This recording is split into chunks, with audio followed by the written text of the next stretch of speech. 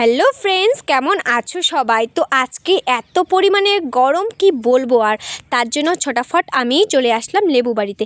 দেখো, এটা হচ্ছে আমাদের লেবুর বাগান, খুব সুন্দর না দেখতে? তো চলো আমি ছটাফট লেবুগুলো ছিঁড়ি এবারে, কারণ এত পরিমাণের গরমের মধ্যে থাকাই যাচ্ছে না। আর হচ্ছে তোমরা বললে না যে কমেন্টে তো অনেকেই বলেছো যে একা একা রান্না করি, একা একা খাই, সেজন্য আজকে তোমাদের জন্য আমি একটা স্পেশাল জিনিস বানাবো, সেটা তোমাদেরই জন্য। তো দেখতেই পাবে আমি কি বানাচ্ছি। তো তোমরা তো দেখতেই পাচ্ছ, আমি প্রথমেই লেবু বাড়িতে চলে এসেছি লেবু ছিঁড়তে। তো বুঝতেই পারছো আমি লেবু দিয়ে কি মানে কি বানাবো তোমাদের জন্য। তো আমার লেবু ছিঁড়া হয়ে গেছে। দেখো, আমি কিন্তু 4টা লেবু ছিঁড়ে ফেলেছি, বড় সাইজের। তো এবারে একদম সমস্ত কিছু নিয়ে একদম বসে পড়েছি।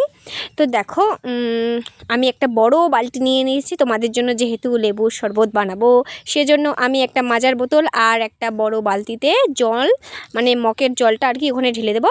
তারপর চিনি লবণ দিয়ে সুন্দরভাবে তোমাদের জন্য আমি শরবত বানাবো। অ্যাকচুয়ালি ব্যাপারটা হয়েছে যে আমাদের বাড়িতে যে মিস্ত্রি দাদাগুলো আছে, মানে ঘরের কাজ করছে, তাদের জন্যই আমি এই বালতিতে শরবত বানাবো। আমি তোমাদেরকে এমনি একটু মজা করলাম তোমাদের সাথে। তো যাই হোক, চলো এবার শরবতটা আমি ভালোভাবে বানিয়ে নেই। আর কি বলবো, আর এই গরমের মধ্যে শরবত ছাড়া মনে হয় কিছু খেতেই ইচ্ছে করছে না, খালি জল আর জল আর জল আর শরবত। তো এবারে আমি মাজার বোতলটা ঢেলে দেবো ওখানে। সম্পূর্ণটা দেবো না, ভাজতে জন্য একটু রাখতে হবে, না হলে তো কেলেঙ্কারি হয়ে যাবে।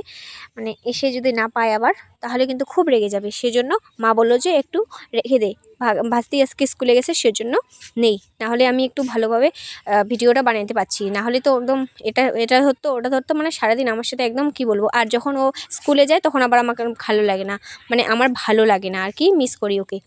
মানে আর যখন পাশে থাকে তখন বিরক্ত লেগে যায়, মাঝে মাঝে খুব বিরক্ত লেগে যায়। তো কি বলবো আর। তো চলো লেবুর শরবতটা ভালোভাবে আমি বানিয়ে নিই, তারপর কিন্তু দাদাদেরকে দিতে লাগবে, কারণ এই গরমের মধ্যে এমনিতেই থাকা যাচ্ছে না। আর ওরা তো কাজ করছে, এই রৌদ্রের মধ্যে কাজ করছে, ঘরের কাজ। তো দেখো, লেবুর শরবতটা আমি এক বোতল ওদের জন্য, মিস্ত্রি দাদাগুলো যে আছে ওদের জন্য বানিয়ে ফেলেছি, আর এটা হচ্ছে আমার জন্য স্পেশাল। তো আমি কিন্তু এই গরমের মধ্যে রান্না করছি, এদিকে গ্যাসে দিছি, আর গ্যাসে শুধু সবজি একটা রান্না করছি, আর বাকিগুলো সব এখানেই রান্না করছি। তোমাদের জন্যও কিন্তু রেখেছি, আমাকে ভেবো না যে স্বার্থপর যে আমি শুধু মিস্ত্রি দাদাগুলো আর আমার জন্য বানিয়েছি, তোমাদের জন্যও বানিয়েছি, কিন্তু তোমরা যদি না আসো ওটা আমার দোষ নয়। তো বন্ধুরা, আমার এই মিনি ব্লগটা তোমাদের কেমন লেগেছে অবশ্যই কমেন্টে জানিও। টাটা।